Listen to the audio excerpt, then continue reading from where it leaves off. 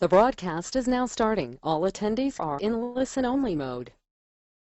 Welcome to today's role play webinar with your host, James McDonald. Well, thank you very much, Andrew. I'd like to start by welcoming our participants to our role play call here today. Hope you're all excited and eager to volunteer to do role playing with Craig and I. Craig, welcome to the call here this morning. How are you? James, if I was any better, I'd be you. Wow, that is really saying something. And I don't know if I believe you, but... You want to know something? I have 5 important things I want to share with all of our coaching members in regards to following up their leads. Well, yeah, I was going to say we were talking about a couple of points and questions that I've added a few more emailed in during your dialogue here. I've got 5 of them that I've written down that I want to share to everyone's creative juices flowing. Okay, well, I think that would be a good place to start. So why don't we do this? Why don't we address these five areas regarding follow-up, and then we will take as many role-play volunteers as time permits. Okay, well, let's jump on these 5 points I want to make, and James and Rick, feel free to add your commentary. They're not in any particular order, but I'd like everyone to write these down. Okay, so number 1 is don't put off an appointment unless it's absolutely necessary. Okay, don't put off an appointment on booking an appointment as close to now as possible unless it's absolutely necessary. Now, what do I mean by that? Well, I can remember losing a lot of business by making this kind of mistake. So, today's Thursday, and let's say I talk to somebody that wants to list their home, and they could meet with me, let's say tonight or tomorrow, but I've got something going on. Let's say, tomorrow I've got plans, and I push that appointment off, let's say, until Sunday. Only bad things can happen. Understand that time is not your friend. And I'm not suggesting that you don't have a personal life, but what I am suggesting is you want to make your best effort to try to meet with buyers and sellers as close to now as possible. Okay, so that's what's instructive. Please write this down. When you can book an appointment, and only when you should book an appointment, you book that appointment as close to now as possible, because time is not your friend. Only bad things can happen. And I can remember this example of me talking to a lady she lived in Aurora, she wanted to list her home, and she was willing to meet with me over the next couple of days, but I had, something going on. I don't know that was personal or other business or whatever, and I think I just didn't feel like it. And I suggested, well, let's get together on Sunday. Okay, she agrees with that, but guess what happens? On Saturday, she sends me an email, have to cancel, decided to list with somebody else. Now, I know I could have met with her the same day that I spoke with her or the next day, and I was confident that if I got face-to-face with a seller, I was going to get that business. Okay, so that's number 1. Okay, time is not your friend. Book these appointments as close to now as possible because only bad stuff can happen. Number 2, when it comes to sellers, don't agree to meet with them too soon. Or let me say it this way. If the seller is not ready to list their home for, say, 4 months from now, they've got a very real reason why they're not able to list their home, do not push it. You do not want to meet with the seller too early. Only bad things can happen. Because no matter how good you think you are, no matter what you do or say, if you meet with that seller today and they've got a very real reason not to list for another 3 or 4 months, you're not getting that listing. Plus, they're probably, not really that interested in what you have to say because they're 3 or 4 months out anyway. And no matter what price you give them, it's going to be incorrect. When they're ready to list 3 or 4 months down the road, it'll be too high or too low or whatever. So nothing good comes of it. And when they're ready to list 4 months down the road, guess what they think? Been there, done that with you. They're interviewing a bunch of agents now. They've been told to do that. how much are they going to recall?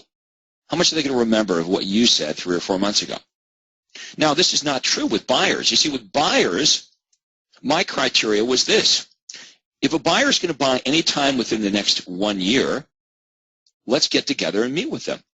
Why? Because with a buyer, we're going to sign them to a 1-year buyer agency agreement. And there's no reason to wait. There's no reason not to start sending them homes that match their criteria. Even if the buyer said to me, well, Craig, I'm not going to actually take action for 6 months, I would explain to them, well, it's a good idea that in the next 6 months, while you're getting ready to make this purchase, that we educate you on what's going on in the marketplace. So every day, any new homes that match your criteria that come on the market will be automatically sent to you. So by the time you're ready to act as a buyer, you're going to be a very well-educated buyer. Okay, so that's number 2. Okay, point number 2 is don't be too soon with sellers. Don't book an appointment too soon with a seller. But that's not true with a buyer. With a buyer, you can, book them even if they're a year out, get together with them right now. So don't be too early with sellers, but with buyers, it's okay. Point number 3. We talked a lot about this at the Super Conference, but it's still a really important point. Always set up a tentative appointment if the seller is trying to push you off with some reason why they can't meet, and the usual reasons would be got to talk to my spouse, or I've got to check my work schedule, or whatever. The reason you want to make this suggestion for, hey, let's set up a tentative appointment, and when you check your work schedule, if it doesn't work, give us a call back. It's really a test to determine whether the prospect is sincere or whether they're insincere. Because they're stating to you that they have a reason why they can't meet with you. Got to talk to my spouse, got to check my work schedule. Now, we have to give them the benefit of the doubt because maybe that's real. So here's how we determine that. By the reasonable solution is to ask them to set up a tentative appointment. And if they're sincere, and the truth was that they really did need to talk to their spouse before they agreed to meet with you, they'll say, yeah, that sounds fair. Now, if they're insincere and they were simply making this excuse up, and the truth is they don't really have this reason for not meeting with you, what you'll find is they'll immediately invent another reason, another excuse why they can't meet with you. So that might sound like this. You say, when would be a good time for us to get together? And they say, well, look, I can't meet with you because I need to talk to my husband, or I need to talk to my wife. To which you say, well, since we're both busy, why don't we set up a tentative time to get together? And if you find that doesn't work, just simply give me a call back and we can reschedule. If they're not sincere, they'll likely say something like this. Well, gee, Craig, I don't know if we're quite ready for that yet. I've got your phone number here. Why don't we contact you when we're ready? You've heard that before, right? Well, that's a bad sign. That doesn't mean that you're going to give up on them. It just means that the excuse, the reason, the objection they give you, it's not real. The real truth is they just don't want to meet with you. Okay, but always suggest the tentative appointment when they push you off with some reason like this. At least you're going to determine who's sincere about meeting with you and who's just making something up because they really deep down don't want to meet with you. And remember, not every buyer or seller you get on the phone with is going to meet with you. Who will meet with you? The very best, the most motivated, the most sincere, the most ready to act will agree to meet with you. Who will fight you? Well, everybody else. Well, if you've got enough of category A, you don't care about the B's and C's. Point number 4. What I'd like you to do is I'd like you to somehow code your contact manager, your daytimer, with those prospects that have daytime numbers. And I want you to create a perfect week. Let's talk about prospects that have a daytime number. So what's a daytime number? If they give you their work number or their cell number, then you can reach them during the day. You want to make as many phone calls or reach as many of your prospects during the day as possible because, as you know, many of your prospects are only available in the evening. Now, think about this. This is the bottleneck that you're going to have. If it's true that the majority of your prospects you're only able to reach in the evening, it becomes a real problem because in the evenings and on the weekends is usually the only time that most people can agree to meet with you, you know, for listing appointments and for buyer appointments and to look at homes. So I want you to really think about this. If you're not reaching prospects during the day and you've got to spend an enormous amount of time in the evenings making the calls, and you're good at making the calls, but it's always in the evenings, when are you going to find the time to go out and meet with the buyers and sellers? So here's the dilemma. The better you get on the phone at using the universal callback script, the more appointments you're going to book. Well, the more appointments you book in the evening and weekends is now going to cause a problem. That means you're going to have less time now to follow up your leads. So the person doing the calling, you, is also doing the doing. So what's the answer? The answer is to be super efficient and try to call back as many prospects during the day as possible. Now, ideally, if you can call them back right away, that'd be nice. But the great thing about my system is if you can't call them back right away, at least you don't lose the lead, right? At least we're driving traffic to the website and the hotline, and we call these our robots. Our robots are going to answer these inquiries 24 hours a day, 7 days a week for us. So we're going to call back as many of the leads the minute they come in as our schedule will allow, but then everybody else that we couldn't get to, we couldn't reach them, or you were out on a listing appointment during the day, or I don't know, you were at parent-teacher interviews or whatever, you know, you're not always going to be available. That's the beauty of the system because we want to give you freedom, not just success and money. We want to give you freedom to step away from your business. So we're going to create what we call a perfect week. I want you to book out time in some of the evenings during your week, just like you would book a listing appointment. So let me explain what my perfect week looked like, and you're free to copy it or, you know, create your own perfect week. But Monday evenings, okay, from 6:30 to 9 p.m., I booked myself out to make follow-up calls. Now, on a Monday, who was I calling? I was calling back all the leads that came in over the weekend. So I was calling all the new leads. I'd call the new leads first, and then I was following up with all of the people, the prospects that I'd already spoken to previously.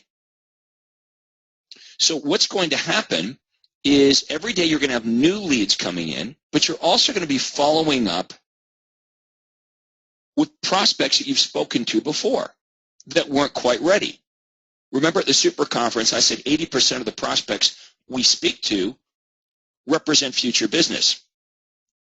So every day you're going to generate new leads. Some of them are going to be ready to buy or sell today, right away, so you'll book appointments.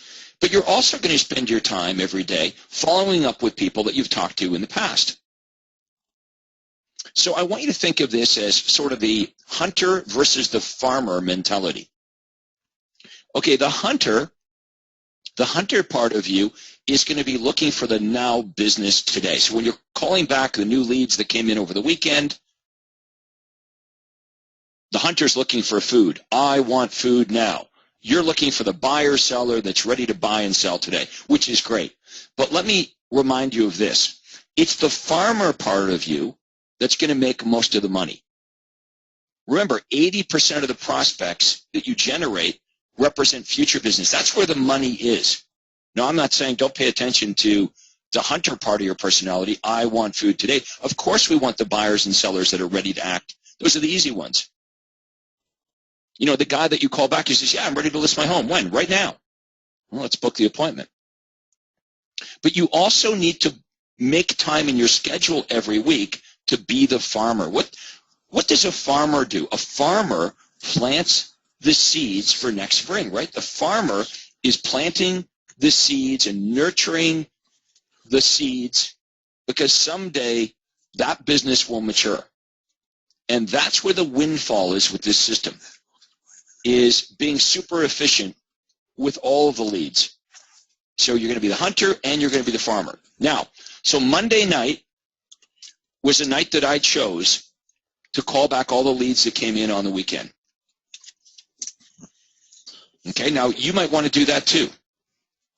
Now, Tuesday night, I was free to work with buyers, go out on listing appointments, meet buyers. So all day Tuesday night, I wasn't calling anybody back. But Wednesday night, I was making my callbacks again. Calling back new business, brand new leads, following up with prospects I've talked to before. And then Thursday night, I was doing the same thing. And then Friday and Saturday, I was completely open to meet with buyers and sellers. Now, what other things should go into your perfect week? Well, how about, I don't know, little Johnny's soccer game, your daughter's recital, okay, going to the gym 3 days a week or whatever it is. I want you to plan a perfect week. And the truth is you should actually put your personal things in first. Those are the big rocks, right? Put your personal things in first, then the follow-up calls, and then the appointments. And you need to treat these appointments that you booked with yourself to make the follow-up calls as important as if you had a listing this evening. If you had a listing this evening, you wouldn't not show up to that. And this is going to take discipline. Because I've done this for a long time, and I know exactly the mistake that most of you are likely to make, which is you generate the leads, then you're not disciplined with booking designated times out in your week to follow up with the prospects, and you get too far behind. And that brings me to the next point, the last point I want to make here before we go over to Rick and James. Point number 5 is, when you enter the leads into your contact management system, if you just want to be sure that my system actually works, here's what you do. Every day, you or your assistant should pull off all the new listings on the hot sheets and cross-reference them with your database. Now, you haven't generated near enough leads from my system yet, but over the next couple months, as you start to generate dozens and dozens of seller leads, what you may notice is some of the sellers in your database have listed with other agents. Now, you can learn a lot from that. Now, sometimes the prospect might outright lie to you, but that's not usually the case. Sometimes the prospect actually told you exactly when they were going to be listing their home, and guess what? You didn't call them back. You didn't follow up with them. And the third category is sometimes something just plain happens in the prospect's life. They told you, they were truthful with their timing, but something happened. The transfer got moved up or whatever. So there's 3 reasons why we lose business. Number 1 is they just outright lied to us. They told us an arbitrary time that wasn't true. Number 2, they did tell us the truth, and you and I just dropped the ball. We didn't follow up with them. Or number 3, something changed in their life. Right. And their timing got moved up. All right, Rick and James, anything you want to add to that commentary? It's very good, Craig. I liked it. 5 key points that all of us need to remember when it comes to creating appointments. The other thing I'll just add is we look at the MIT study. There's a real value in doing our best to get back to a new prospect who's come to us as a lead in the first 5 minutes. And everybody by now has probably got a copy of that MIT study, but the success in getting a hold of that person and actually going through the universal callback script goes up exponentially if we can get to them in the first 5 minutes. And I think that's absolutely crucial, Craig. In your world, you had people that did that on your behalf, and you also followed up with those people. And I don't think we can stress enough the importance of getting on a lead as quickly as we can. And that's something actually that I learned from James 10 years ago. And it served me and the people that work with me very, very well. Yeah, I guess what I wanted to add was that in the very beginning, when you're learning this script, I think you're so caught up in the idea of booking appointments that you really lose sight of what it is you're trying to accomplish, which is to determine their timing and motivation. And what winds up happening at some point is you start to book appointments that you really shouldn't. And what I mean by that is just because you can book an appointment doesn't mean you've booked an appointment with a worthy prospect or with a prospect whose timing is appropriate for that appointment. And that happens all the time. It's very easy, particularly on the seller side, which is why when you were talking about your first point, thought that was really important. You know, with a buyer, booking an appointment early is what you want to do, but within reason, of course. But with a seller, we've got to be much more careful in accurately determining the timing of the seller. And what I was going to suggest is this. One of the best ways to accurately figure out the timing of the seller is to probe about their buyer plans. In other words, the more you understand about where they're going, the better you'll understand their timing of when they need to sell. So if we want to book our appointment with the seller so that it's at the exact right time and not way too early and certainly not too late, one of the best ways we can do that is to find out where you're going, when. You know, do you have an agent to help you? Have you already purchased?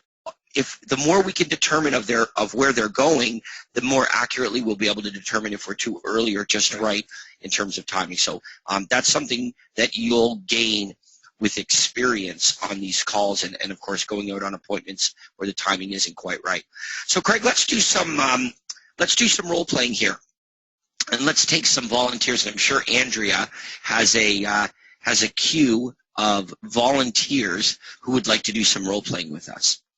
Yes, sir. And if you haven't done so already, please click the hand icon to raise your hand so I can open your line. Our first guest is... How are you today? Great. I wanted to do a role play, but first I wanted to describe a situation that happened to me this week. Okay. I had a call from an elderly lady who was responding to my 11 home inspection tips. Well, actually, I called her because I got the lead. So here's how the conversation went, and I was wondering if you could sort of play her a little bit when we do the role play. Because she's elderly and she has a home on the waterfront, which is worth at least $500,000. And the call went something like this. I went through the first part of the script fine, and I got to the. She wanted report number 1, which meant she wants to sell soon. And I asked her, when do you think that might be? And then she said, well, that's why I asked for the 11 home inspection tips. I got to get this place ready to go. And she said, where is she going? She's going to a care facility in about 2 hours south of here. So she seemed pretty motivated. So I went ahead and did the would you like a free market evaluation? And she stopped me and said, I'm going to list my home with my neighbor, Nancy. I said, okay.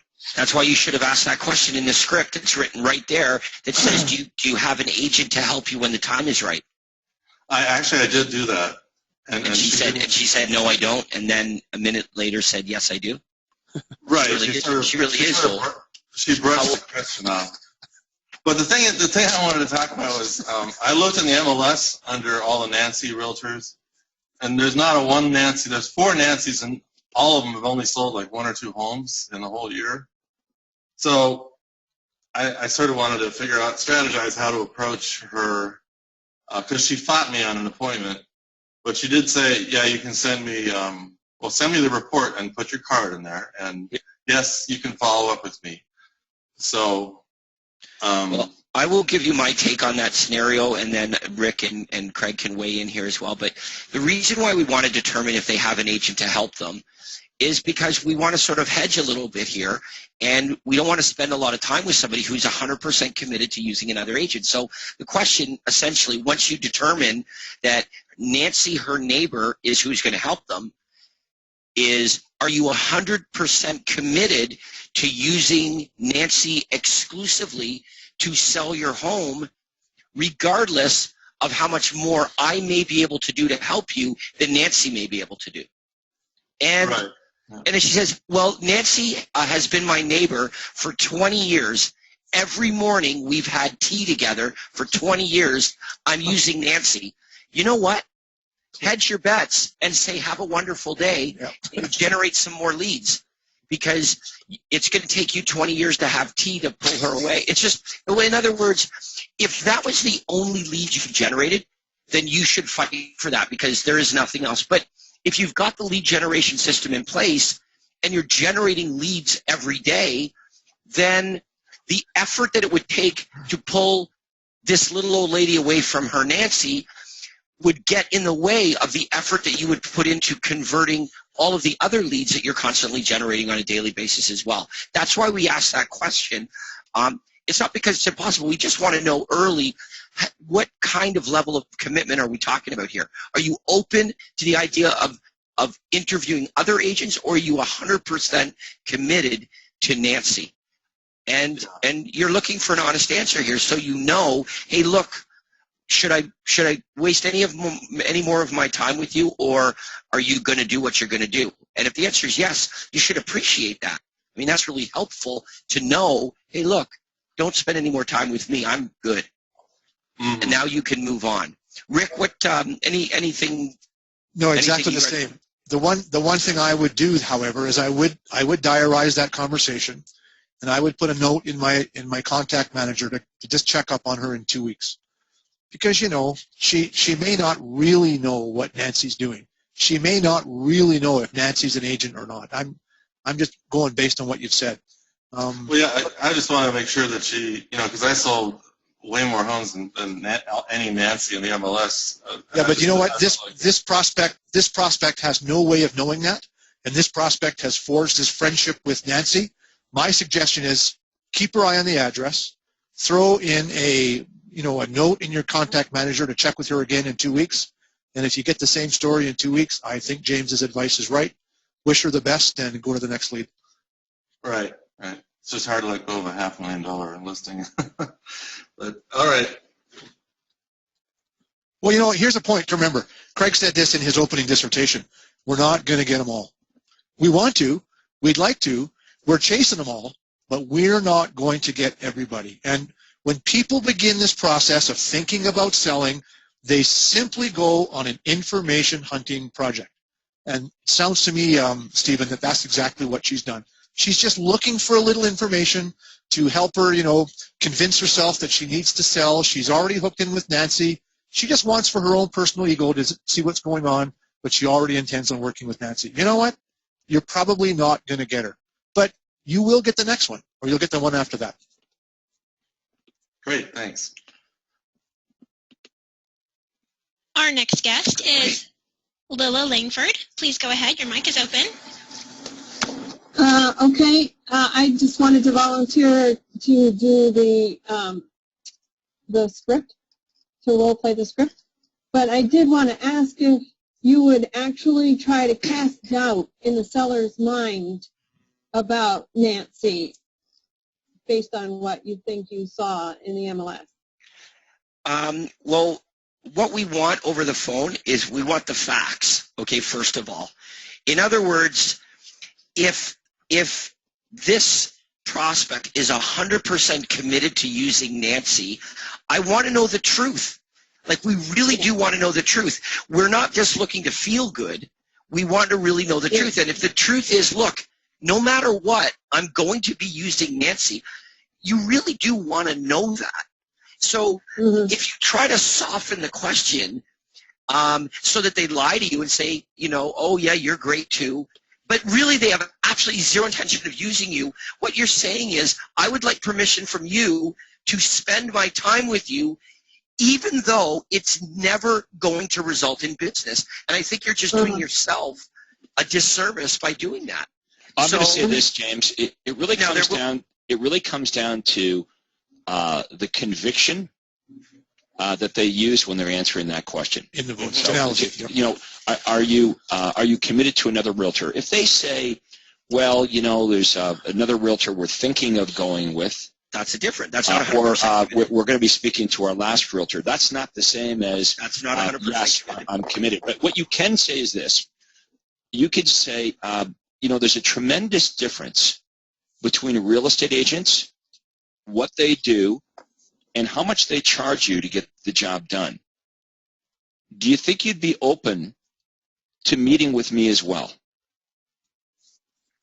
That's good. Okay, so did everybody get that? But the point that James is making is, and I've experienced this before, where I'm pretty good on my feet, and I sometimes was guilty of booking appointments when I really shouldn't have. Because let's take this lady that we're talking about here. If I'm really persistent, can I talk my way into an appointment?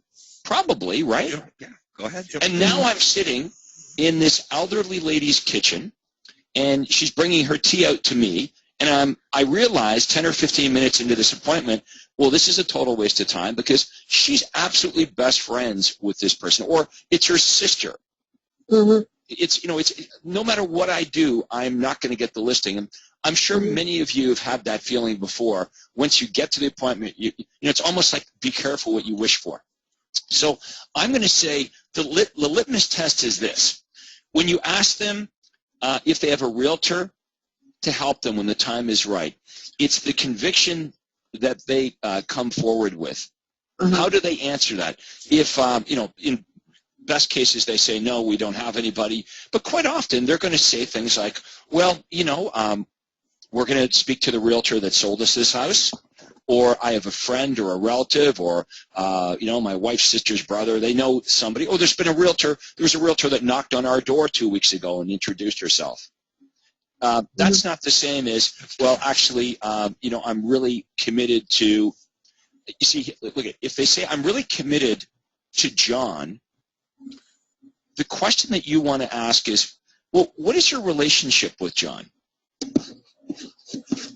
You know, if John is a blood relative, if John is her brother, it's probably a pretty good chance she's going to list her house with her brother, right? Sure. But I like this language. You know, you're basically reminding sellers of the truth. You know, there's a tremendous difference between real estate agents and what they do and how much they charge to get the job done. And I wondered if you might be open-minded to meeting with me as well. You see, what we're doing is we're becoming, remember at the Super Conference I said, we need to become masters at creating doubt. Now, the truth is when I say there's a tremendous difference between what realtors do and how much they charge to get the job done, is the truth is you and I are probably going to charge more than most other realtors in town. But we're certainly not going to say that. We're going to plant that seed, which is absolutely true, that there is a tremendous difference between realtors, what they do, and how much they charge to get the job done. Would you be open to meeting? You know, I know you're sort of leaning perhaps to going in one direction, but would you be open to meeting with me as well? You see, if you list your home with your friend, and then perhaps after the fact you've got second thoughts, it's too late. I can no longer meet with you or speak to you at that point. But even if you're considering going with your friend or relative, wouldn't it be prudent to do due diligence and perhaps, you know, meet with a couple other realtors, you know, meet with me as well? And then after you meet with me and you meet with your cousin John, if, you know, you think all things are equal, then, you know, by all means go forward with your cousin John. But if I can show you tremendous value and you know, communicate a tremendous difference in what I do and what we charge to get done, you know, maybe it would be good to know about that before you commit to somebody. All right, now, what kind of prospect do you want me to be, a buyer or a seller? Buyer. buyer, and what did I respond to?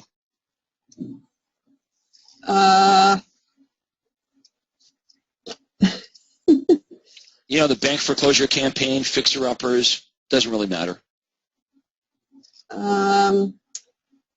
Something like choosing an agent, how to choose an agent. Okay, well, that's really a seller campaign. Oh. Well, actually, we do. Okay, you know, okay. Then a list of properties in a particular neighborhood. Okay. So you ran an ad, and it said whatever the area was, free list of beautiful homes on quiet streets, free list with picture. Visit your website. So I visited your website. I filled in all my information, and now you're calling me back. Ring, ring, and I say hello. Hi. Is this Mrs. Smith, Mr. Smith?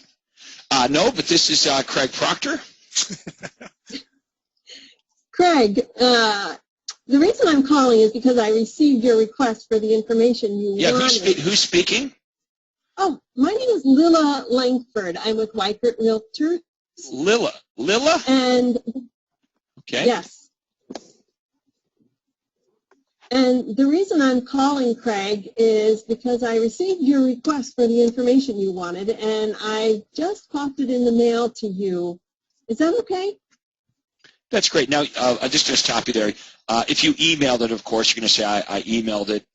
But you want to know what's even safer? If you just say I sent the information, then you don't have to worry about whether you mailed it or emailed it, because I sent the information covers everything. Okay. All right, so I'm going to say, okay, well, great. Thank you very much. In fact, I didn't know that was coming from a real estate agent. Now, what are you going to say? Script.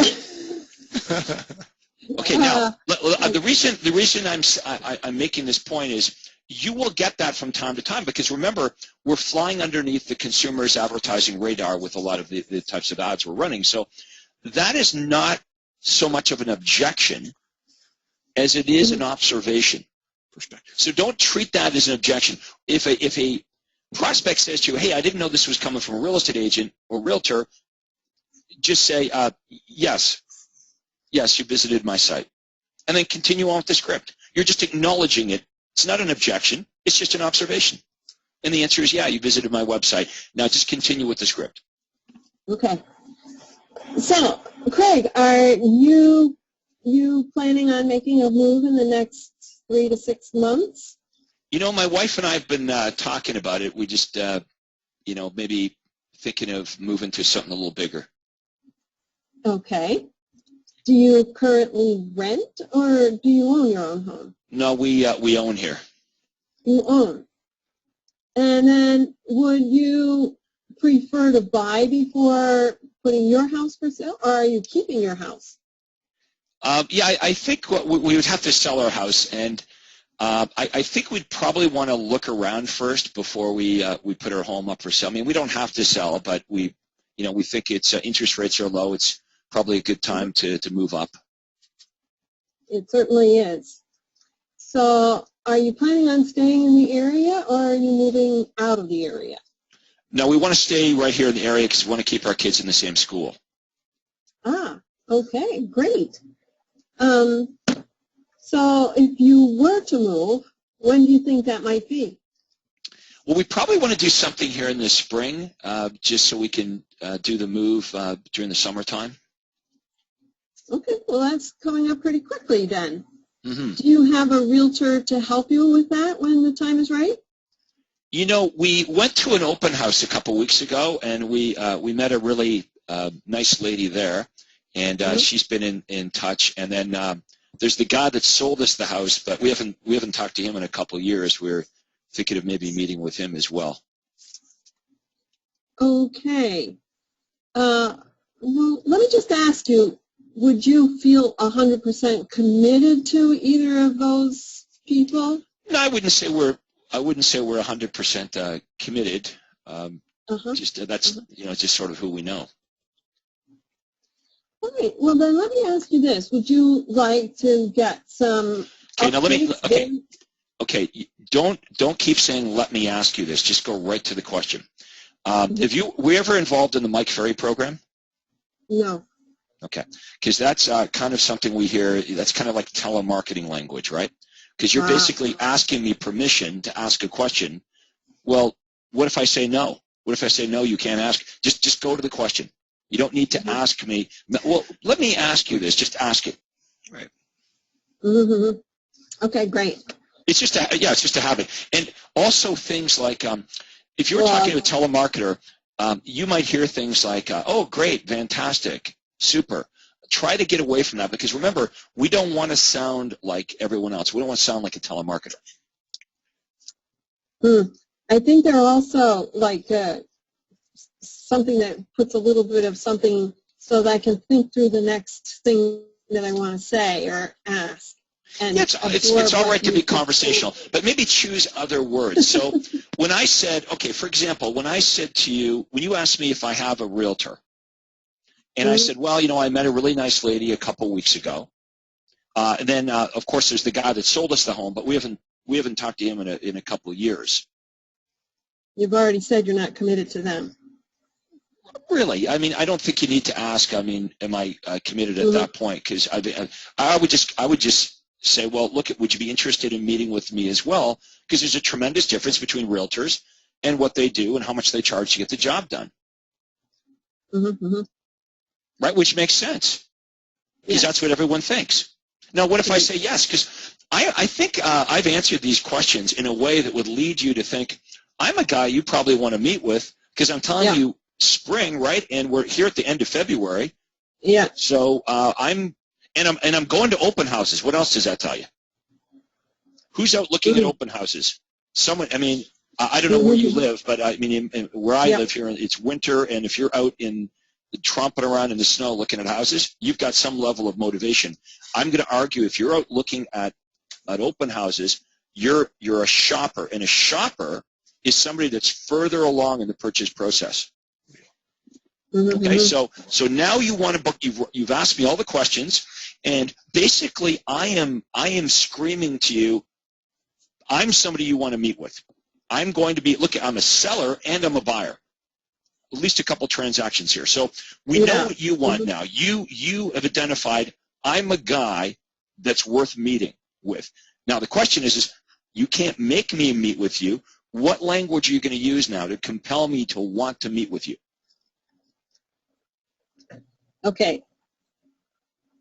Craig, would you like me to email you daily updates of homes that match your home buying criteria from all the real estate companies?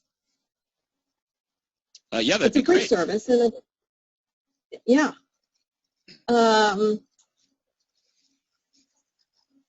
when could we get together for about 20 minutes so I can know just exactly what you're looking for? And I'd like to be able to, see your house. Okay, let's stop there for a second. Okay, let's stop. Let me tell you the mistake you made here, and it's a very common mistake. What you just did is you articulated the commitment before the benefit.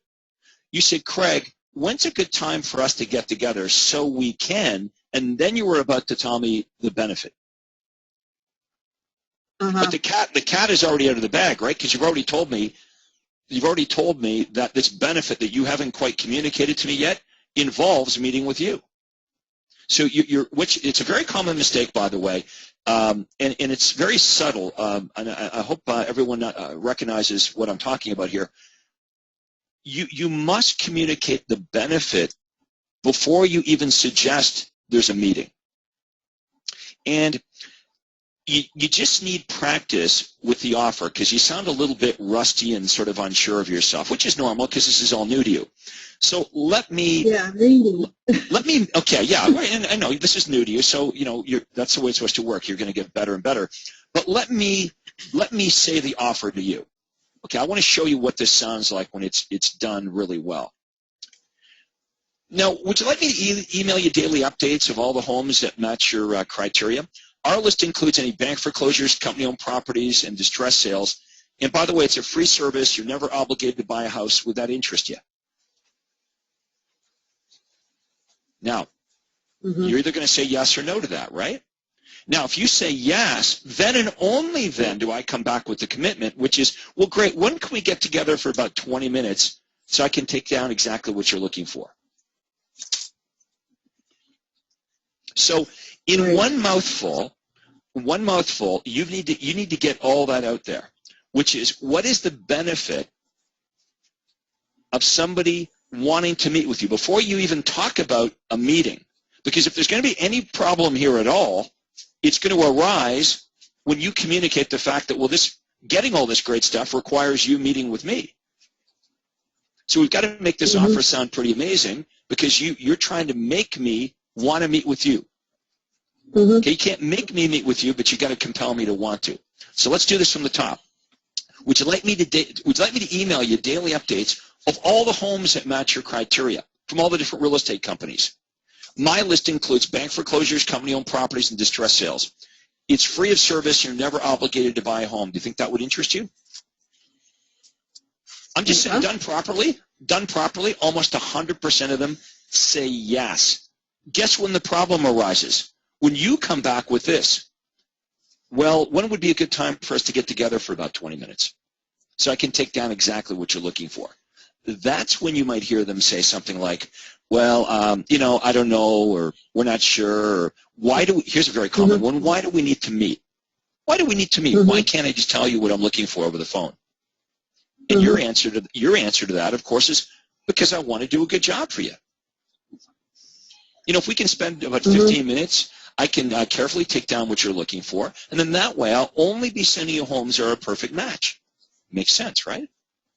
And if they say they're too busy, let me explain how I handle that. If they say, well, I'm kind of busy right now, you should say this.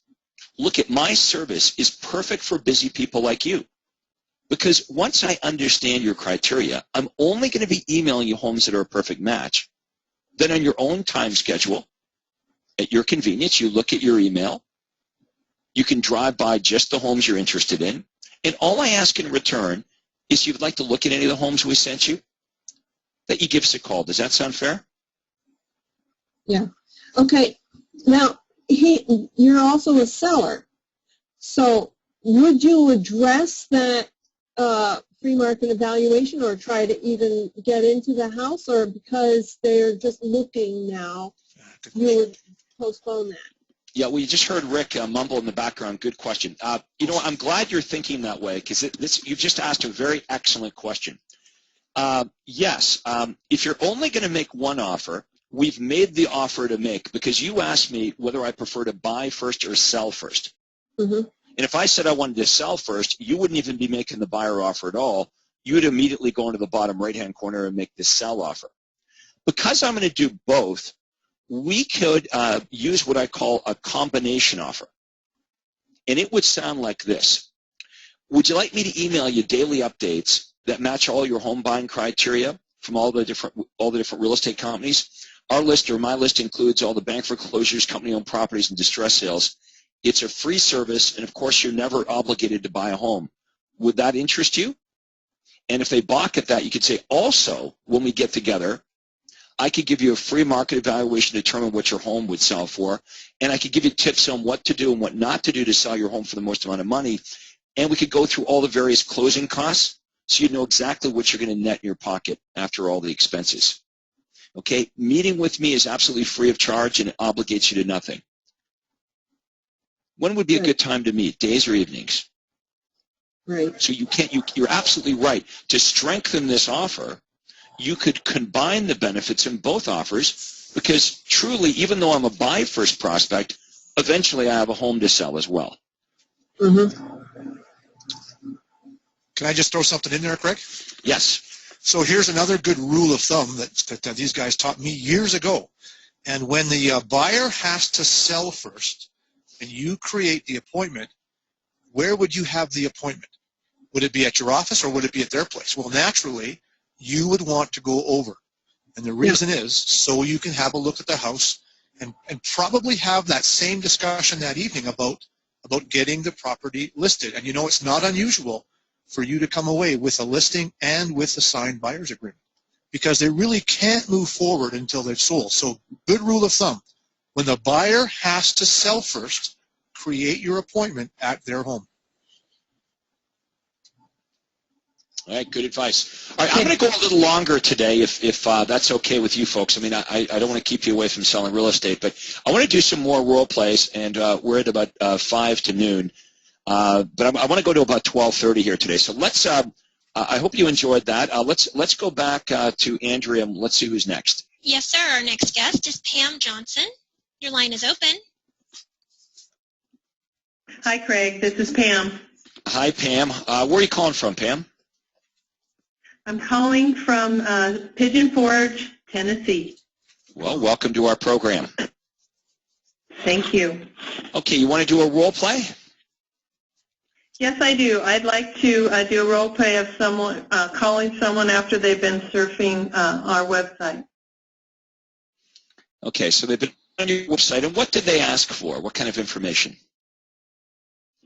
Actually, they just put their information in, and it looks like there was a property that they looked at, and I'm watching this, and so I'm calling them back. Okay, so ring. Yeah. Okay. Hi, is this Craig? Speaking. Hi, Craig. I saw that you were surfing the net. How are you doing today? Okay, I don't know if I'd say surfing the net. Did I request information on one of your properties? Yes, it looks like you were on our website and that you were looking at this property, and I was wondering if I could help you with that. Okay, that's better to be specific. I think it would be better if you said, okay, we'll flip it around here. Hey, Pam, it's Craig Trotcher with RE/MAX, and the reason I'm calling is I noticed that you were inquiring about our listing at 123 Main Street, and I just wanted to follow up with you and make sure you got all the information now that you're looking for. And I wondered if you folks were planning on making a move in the next 3 to 6 months. Excellent. Okay. Now, you see how we're going to segue right into the probing questions? Right. Well, Pam, are you folks planning on making a move in the next 3 to 6 months? Do you ever, do you currently rent or do you own? We're going to go through those exact same questions. Okay. Yeah. And by the way, this script can be used. This script can be used. It can be used in every prospect interaction. A sign call, an ad call. You can even use it if you meet somebody at an open house. Right. You're just going to change the, you're going to segue into the probing questions. You're going to change your opening dialogue a little bit. Okay. So I have a question then as we get down to the appointment. I'm an ISA. I'm in the Smoky Mountains. Most of the people are out of state, and one of the things that we are trying to do is find out when they're coming. So an appointment is very difficult to come up with for these people. They say, oh, well, I might come the end of March. I might come in April. So we do things a little bit differently, but I'm also trying to get the information to send to my outside agents so that they can work the lead. Okay, now look, if I'm coming into the Smoky Mountains, it's the end of February now. Let's say I'm going to be there in a couple of weeks. You're just going to book the appointment at your office in a couple of weeks. Now, here's where it's different. What if I say, well, I'm not going to be there until September? Do you really want to email me all these daily updates between now and September? And then, of course, you find out eventually, months down the road, I ended up buying something through another agent or committing to another agent. You don't want to do that. So we have a lot of our coaching members that work in resort areas. You've met Lester Cox, right? Lester's in Scottsdale, Phoenix. So a lot of his buyers come from, northern, Midwest, Canada. So what you can do is you actually, for prospects that tell you they're not coming there for 6 months, you could do the buyer appointment right over the phone or do it via a webinar like we're doing here today, and then just email them the buyer agency agreement and have them sign off on it. That sounds very nice.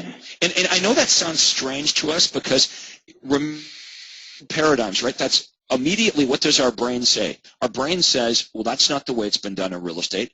But we've got, top coaching members in resort areas all over the country that are forced to absolutely do this. Although it's not normal in real estate that we get people to sign listing agreements and buyer agency agreements over the telephone or via webinar, people in resort communities need to figure this out because the truth is your buyers and often your sellers don't live there. Mm-hmm. Right. Currently, we are doing the buyer agreement when they arrive. And that's the proper thing to do if they're going to be within a couple weeks. But let's go back to this example. Let's say when you ask me about my timing, I say, look, I'm in Toronto, and I love your area, by the way, and definitely want to buy something, but I don't have a chance to get that down there until September. Now, we got a problem, right? Because you don't know me that well. I just visited your website. You've got to assume I'm probably visiting other realtors' websites in the Smoky Mountains as well. Are you just going to let me be sort of like uncommitted, visiting realtor websites? I mean, even if you send me the information. So if you don't ask for my commitment, you could do what everyone else does, which is just say, well, Craig, guess what? I'll set you up on daily emails. I'll email you every single day all the homes that match your criteria. Well, to do that, first of all, we'd have to spend about 20 minutes on the phone today, and you'd have to have a complete understanding of what my criteria was before you could set up the MLS email that way, correct? Now, that makes it very difficult for you to get me into the office because you no longer can say, Craig, when can we get together to discuss what you're looking for? Because you already know what I'm looking for. We've already done that. And all I'm saying is, there is some loyalty in the world. Believe it or not, there is some buyers that if you did this for me, they're gonna come in and they're gonna be loyal to you. But wouldn't you agree there's a tremendous chance between now and September that I could hook up with another realtor and you might lose me? Sure. So I'm suggesting you try, you over the phone, you're basically going to say to me, look, here's what I can do for you, Craig. You're in Toronto. You're going to be here in September. What I'm willing to do is email you every day all the new listings that match your criteria. This will give you a great free education as to what's happening here in the Smoky Mountains. So by the time you get here in September, you're going to be an educated buyer. You're going to know what's going on. Now, all I ask in return for setting you up on this is your commitment that you will work with me. Does that sound fair? That sounds very fair. What if the buyer says no? Well, wouldn't it be good to know that? Well, Pam, you know what? You can knock yourself out and email me every single day, but I really don't want to commit to you. Well, then at least you know from the onset, hey, don't put a lot of time into Craig because I don't have this commitment. But if I come back with the way most buyers, when you say, would that be fair? If I do this for you, all I ask in return is for your commitment. Does that sound fair? The vast majority of buyers would say, yeah, that sounds reasonable. It sounds fair. That's when you're going to come back with, well, great. I want to email you our buyer agreement that just reiterates in written word what you and I have just agreed to. Okay. Now, if you get that buyer agreement back, you've got a real buyer. That's right. If they don't sign the buyer agreement, you've got a real liar. That's right. All right, I hope that helps, Pam. I better move on to the next one. Thank you very much, Craig. Thank you. I'm having fun here today. I hope you guys are. Let's go back to Andrea. We'll see who's next. We do have a question regarding the script, and the question is from Evelyn. With Success website offering IDX, will this change this callback script? Well, the way the IDX works is I think with Success website, the buyer is able to look at the detailed information on perhaps 2 or 3 of the listings before it asks them for their contact information. Okay, now you have their contact information, and you're going to follow up with them. Okay, now, what you're going to say during the intro is simply this. I would ask for whoever it is, Mr. Smith. It's Craig with RE/MAX. The reason I'm calling is I noticed that you requested information on homes that match your criteria. And I wondered if you folks were planning on making a move in the next 3 to 6 months. So we're going to go through all of the probing questions. And if you determine that you've got a really motivated buyer, okay, somebody that's ready to act now or anytime within the next year, really, you want to meet with them, what you're going to say to that buyer is that they've set themselves up to get daily emails, but you also have proprietary access to other homes that you'd like to send them as well. And each one of you can set up a list of proprietary properties. How about this? A list of homes that have recently come off the market. Okay, a list of homes that have currently been reduced. You can even offer a list of for sale by owners in the area. A list of new builder construction that perhaps isn't on MLS. Okay, or how about this? when you or your company gets brand new listings, we could put you on our priority buyers in waiting list. And before these homes that our company lists, before we broker load them on MLS, we can notify you on these hot new listings before anyone else even knows about them. Would you like to be one of our VIP buyers? Great. Well, when can we get together? What's good, days or evenings? So everything we do is about differentiating ourselves from everybody else. What we can't do is give the buyer the perception that, first of all, I don't even need a real estate agent, or all real estate agents are exactly the same. But that's the same battle that real estate agents have had for hundreds of years. What is the best way to combat cancellations once you've made the appointment? Well, I said earlier, if you book the appointments as close to now as possible, it dramatically reduces cancellations because time is not your friend and people talk themselves out of it, and only bad things can happen the more time that elapses between when you're on the phone with them and when the appointment's supposed to happen. But you can, you can send them reminder emails. If they cancel, you definitely want to jump on those right away and reschedule another time. And some things, sometimes things come up in people's lives that, they really have to cancel it for real reasons. It doesn't mean they've changed their mind about you, but something came up in their life. But just make sure you call them back right away and determine whether they're sincere about rescheduling or really they're canceling because they have no plans of rescheduling with you. Okay, Dana is ready. Dana Truman, your line is open.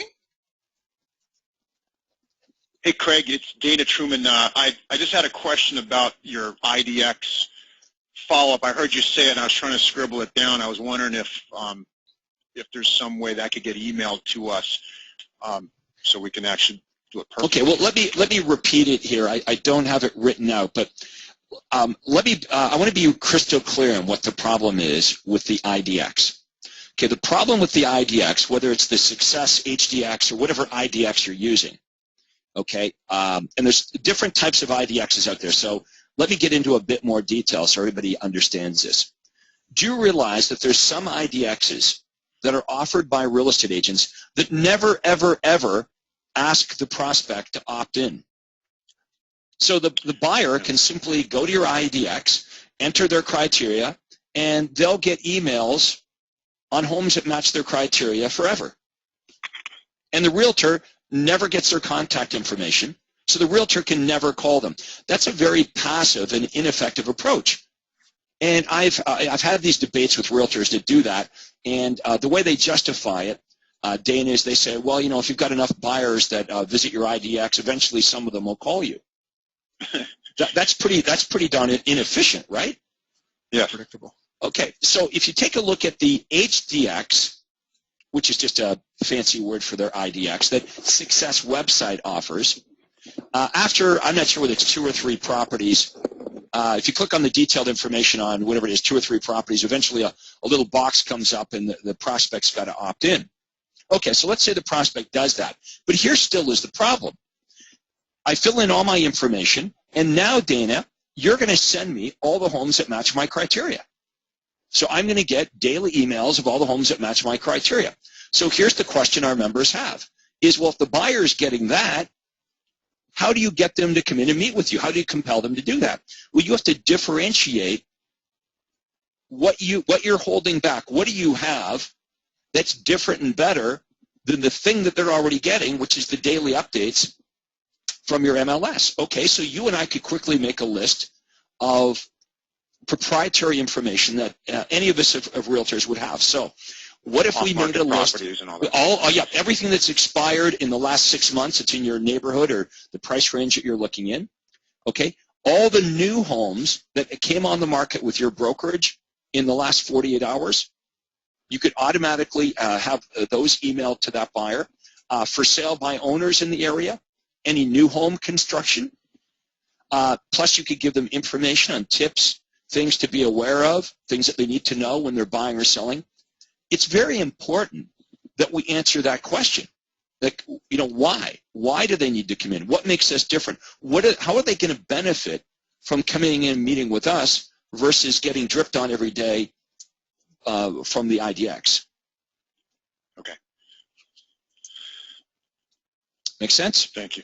Yeah. Okay, so what we'll do is we'll actually make a little list. Yeah, and then that could be part of our, like I'm using Market Leader right now, and it sends this automatically generated, hey, welcome to our site.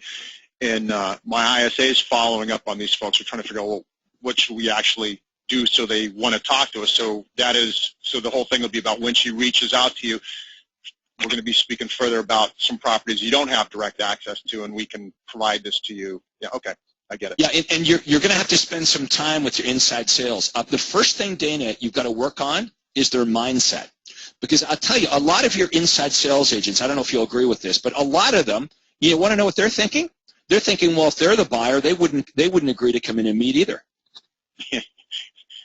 Right. You know what I'm saying? I had an inside sales agent that worked for me, and she wasn't having any success at all. Well, actually, she was pretty consistent, Dana, because she got nowhere with everybody. And I sat down and I talked to her one day about this, and she said, well, the truth is, if I was a buyer, I wouldn't agree to come in and meet. Well, you know what? An old saying, the first sale that every salesperson must make is to themselves. Yeah. Right. So if your inside sales agents don't believe that you have something that is different and better to offer buyers than what they're already getting, they won't be very successful, because the very first sale that every salesperson must make is to themselves. If they don't believe it, they won't be able to convince anyone else of it. Okay. All right, Coach. Thank you very much. Thanks, Dana. Our next guest is Vic McCarrion. Your mic is open. All right. I'm sorry, Craig. Hey, Vic, how you doing? Thank you, sir. I want to do a role play, please, for free area home report for a seller. Okay, let's do it. Okay. You're calling me. Ring, ring. Hi, is this Mr. Proctor? Speaking.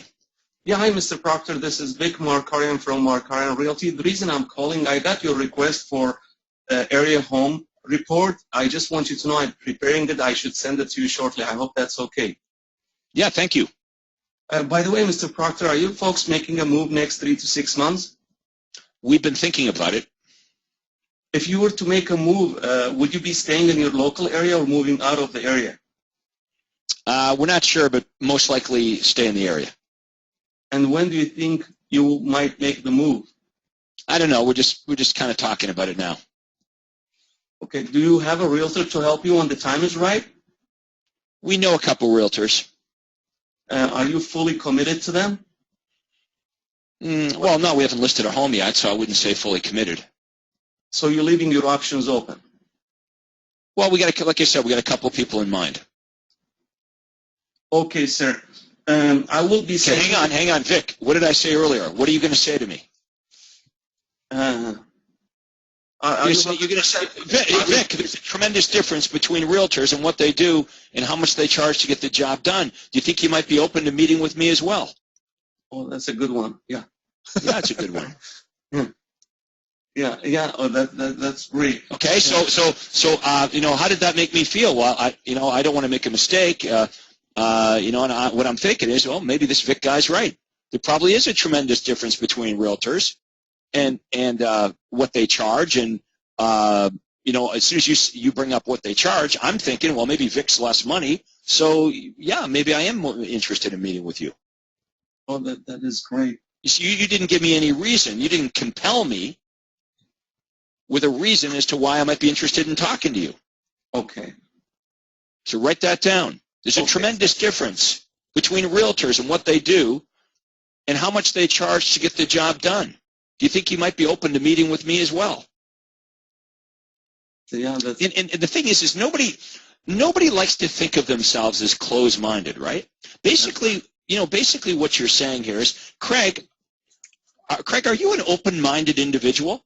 Because I know there's a couple agents you're kind of thinking about, but there's a tremendous difference between realtors and what they do and how much they charge to get the job done. Do you think you might be open-minded enough to meet with me as well? Okay. I wanted actually to know the timing of selling. I didn't get the timing. Like That's right, and I purposely was not forthcoming with that because I want to make this call real. I mean, isn't that what really happens in a lot of cases, Vic? When you ask them about their timing, they're non-specific, they're vague. That's true. Right. So what are you going to do with me? When you asked me when you think that might be, I said I'm not sure. So should I ask you when the time is right, would you be selling first or buying first? I want you to keep going through the script exactly the way it's laid out. Okay. When the time is right, would you be selling first or buying first? Well, that's not exactly what it says. It says, would you prefer to buy before selling your home? Oh. Okay, it doesn't matter when the timing is. You know, like when I do this eventually, right, would I prefer to buy first or sell first? That's right. Now, sometimes be aware of this because they don't understand your question, and you'll hear them say, well, I guess we'd have to do it at the same time, Vic. We'd have to buy and sell at the same time. Now, all that means is they didn't understand the question, so you might have to be more specific. You might have to break it down and say something like this. Well, Vic, what I mean by that is, would you prefer to have the for sale sign on your home before you go look around at other properties? Or would you rather buy your next house first before you put the for sale sign on your house?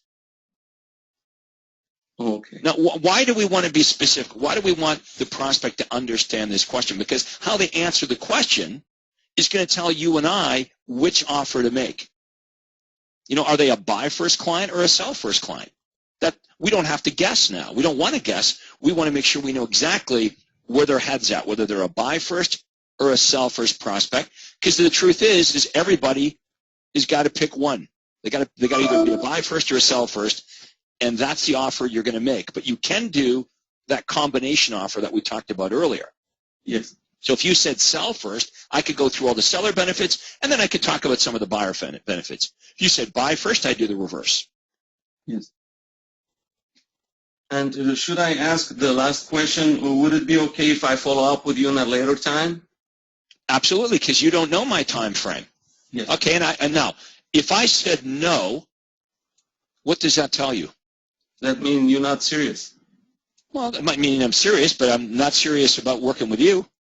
Yes. Okay, so you can probably scratch me off my list. That's right. But if you ask me, we call this permission marketing, by the way. If you ask me, Craig, would it be okay if I follow up with you at a later time? And I say yes, then the obvious next question you're going to ask is, well, great. When do you think would be a good time for me to do that? And whatever time frame I tell you, you're going to call me in half the time. So if I say call me in 2 months, you call me in 30 days. Now, let's say that I answered that question differently about timing. I said, you know, Vic, it's funny you called today because we're getting ready to list our house in the next week or so. I want to hear your seller offer. Yeah. Okay.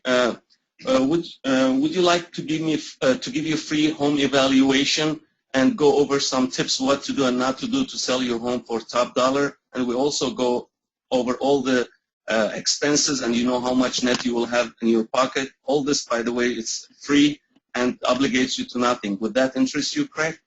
Okay, not bad, but Vic, I can tell you're reading it. Okay, now here's the thing. When you're on the phone with a really, really good seller, you don't want to sound rusty when you make your offer. I want you to communicate that offer to me like it's the best thing ever. This is an amazing offer. And here's what that sounds like. Hey, Vic, would you like me to give you a free evaluation to determine what your home would sell for? Also, I can give you tips on what to do and what not to do to sell your home for the most amount of money. And we could go over all the various closing costs you'll incur, so you'll know exactly what you'll have left in your pocket after all the expenses. It's absolutely free of charge to meet with me. Does that sound like it might be helpful? Oh, that's great. Be enthusiastic about it, but you got to be smooth. You can't be, kind of reading it and unsure. Because if you sound unsure about the offer, guess what? I sound pretty unsure about saying yes. That's true. Okay, so that's why we want to practice. This sounds kind of goofy, but just, maybe practice in the mirror. Practice with your family. You got kids? Yes. Do role play with them. That makes sense. Okay, you need to practice this because it's better to practice with, pretend prospects rather than practice with real buyers and sellers. That's right. That's right. And you know, the best way for all of you to practice this is to come on these webinars every Thursday and role play with me, and I'll give you little tips, and I'll show you how to become better and better and better at this. Remember, this is not unusual. The Achilles heel, okay, the problem, the weakness that most of you have is not with generating the leads, it's with following up with the leads. It's mastering the universal callback script, and that's why every single Thursday at 11 a.m. Eastern Time, we spend an hour to an hour and a half on this. All right, Vic. Hey, thanks a lot for participating. You, by the way, are one of our best participating members. You're very hungry to learn, and I've noticed that. So thank you very much. We're going to take one more. We'll go back to Andrea for our last one before we wrap it up. Let's go back to Andrea, see if there's anybody else. Yes, sir. We do have John Jackson. He would like to try again. Your mic is open, John. Can you guys hear me? We can hear you now. Yes. Okay, great. Yeah, I'd like to do follow-up. I had a lot of leads from Google pay-per-click, and they're for foreclosures, lists of foreclosures. But I wanted to tell Rick that both my parents are from Alberta.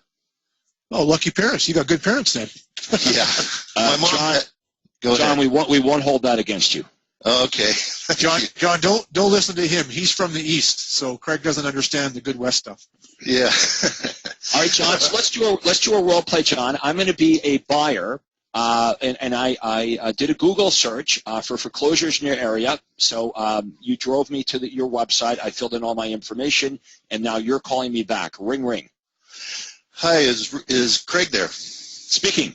Hi, Craig. This is John Jackson with J. Rockcliffe Realtors, and the reason I'm calling is because I received your request for a list of foreclosed properties in the Danville area, and I wanted to let you know that I had sent that to you. Is that okay? Fantastic. Great. Are you folks planning on making a move in the next 3 to 6 months? You know, John, my wife and I have been thinking about it. We just started our search in the last couple of weeks, but yeah, we're definitely considering it. Okay. Do you currently rent, or do you own your own home? We're renting right now. Okay. Are you planning on staying in the area or moving out of the area? We want to move a little bit closer to the city. The commute's kind of killing us. Okay. If you were to move, when do you think that might be? Well, it depends on the day. Some days it takes us an hour and a half to get home here. So I would say we're probably going to do something as soon as the snow melts. We'll probably get a little bit more active when the weather warms up. Great. Do you have a realtor to help you when the time is right? We don't. Like I said, we rent here, and we've called off a couple for sale signs. We've had some realtors stay in touch, but we're not really committed to anybody. Okay. Would you like me to email you daily updates of homes that match your home buying criteria from all the real estate companies? Our list John, we've got an agent that's already emailing us information, so I think we're covered there. Well, the list I would send you includes bank foreclosures, company-owned properties, other distressed sales. It's a free service, and of course, you're never obligated to buy a home. Okay, stop there. I like all that. But I want you to lead in with this. I want you to say, Craig, I'm not sure what the other realtors sending you, but however, my list includes bank foreclosures, company-owned properties, recently reduced homes, for sale by owners, expireds, new home information from new home builders. You see what my point is? Make it sound delicious. You've got to differentiate yourself from what they're getting. So I at the end of this, I'm thinking, well, hell, I don't know if I'm getting all that stuff. I know the other agent's sending me this information, but I think I want to get John's list too. Why? Because I don't want to miss out on anything. Yeah. Yeah, I like your stuff. Okay. Now, if you don't do a good job of that, what happens is I shut you down and I say, you know what? Thanks, but no thanks, John. It sounds like, whatever you'd be sending me is the same stuff that Joe the realtor is sending me, so I think I'm good. Okay. Do you want me to try again? Yeah. So I'm going to. You're going to ask me if I ever. Okay. You're going to ask me if I want the information. So let's go from there. Okay. Would you like me to email you daily updates of homes that match your home buying criteria from all the real estate companies? You know, John, I think we're good. We're getting information emailed from the other realtor that we met at the open house 2 weeks ago, so I think we got that covered. Okay, well, I don't know what the other realtor is sending you, but my list includes bank foreclosures, company-owned properties, distressed sales, expired listings. It's a free service, and of course, you're never obligated to buy a home. Would that interest you? Perfect. See, now you've created doubt. Beautiful. That's what we want to do, is create massive doubt, because we know that's exactly the way buyers think. Because now, what's the poor buyer thinking? Gee, you know, maybe the other realtor, I don't know what they're sending me. You know, John says it's free and no obligation to get his list as well. So, hey, no downside. Sure, John, I'll take your list too. Great. When can we get together for about 20 minutes so I can take down exactly what you're looking for? Aha. Now that's the key, because now you're going to get together with me. You're going to sign me to a buyer contract. As soon as I sign the buyer contract, do you really care how many other realtors are emailing me houses? Nope. No. Because I got to buy 3. Okay, yeah, I would like to. I would like to get together with you, but you know, John, I got to check my work schedule. I'm kind of busy here at work, so I've got your number. Why don't I get back to you? Well, you know, why don't we make a tentative appointment, you know, and you can check your schedule, and if it doesn't work, we could reschedule it. Okay, now, just so we don't sound we don't want to sound too pushy or anything, you might want to say this. Hey, I would say it this way. Hey, John, you know, we're both busy, and since we're both on the phone right now, why don't we at least do this? Why don't we set up a tentative appointment for next Tuesday? And if you find that that conflicts with your work schedule, just give me a call back and we can change it. Does that sound fair? Yeah, that sounds better. do you notice how I always like to add a lot of, does that sound fair? Because everything that we're saying here is very reasonable, right? Does that sound fair? Get them to, once they say, yeah, it sounds fair, it's pretty hard to go back on that, right? Yeah, it's hard for them to, you know, backtrack. Right, because we are being reasonable. Okay, well, fine. We'll set it for Tuesday at 7 o'clock. Great. Or I might say, well, gee, I don't understand. Why do we need to meet, John? When I visited your website, I filled in, you know, my price range and my criteria, and I could give you any other information right now while we're on the phone. So why do we need to meet? Well, you know, I need to do a good job for you, and to do that, I need to take down exactly what you're looking for in detail. That sounds perfect, right? I mean, does that not make sense? I want to do a good job for you. You know, rather than me sending you hundreds of homes, which may or may not match your criteria, or worse than that, John, you missing out on the perfect property, if we can get together for about 15 or 20 minutes, I can take down exactly what you're looking for. That way you'll only get homes that are a perfect match. And John, sometimes they'll say, well, you know, I don't know, I'm kind of busy for that right now. Why don't I call you later? It's okay to remind them of this. I would say, look, John, I understand you're busy, but wouldn't you agree that buying a home is a pretty big step? Yeah. Right. If you're too busy to come in and spend 15 minutes with me, how are you going to find the time to buy a home? Makes sense, doesn't it? So you see, I'm kind of bonking them over the head with the logic hammer. Yeah. You see, here's the crazy thing about it. Do you know that our prospects will take time off work to go get their teeth cleaned, won't they? Yeah, they will. They'll actually take time Monday to Friday, 9 to 5. They'll take time out of their job to go get their teeth cleaned, but then they tell us they're too busy to take time off work to come and meet with us about buying a home, which is arguably the biggest financial decision they're going to make in their life. So, you know, it's okay just to remind them of that. When they say that, you know, I'm too busy, just to remind them, you know, well, you know, if you're too busy to come and spend 15 minutes with me, John, realistically, how are you going to find time to buy a home? Yeah, doesn't make any sense. Yeah, wouldn't you agree that buying a home is a pretty big step? You know, 15 minutes to come in and meet with me, how are you going to find the time to buy a home anyway? We're kind of putting things back into perspective in a nice way. Absolutely, yeah. All right, John, look, we're out of time here for today. I hope you and everyone else enjoyed it. A big thanks to James McDonald, Rick Brash, and our wonderful operator, Andrea, for doing this. And we'll see each and every one of you, I hope, tomorrow at 11 a.m. on our Ad Clinic webinar. Have a great day, great afternoon, and go sell some houses. We'll talk to you then. Thanks, everyone.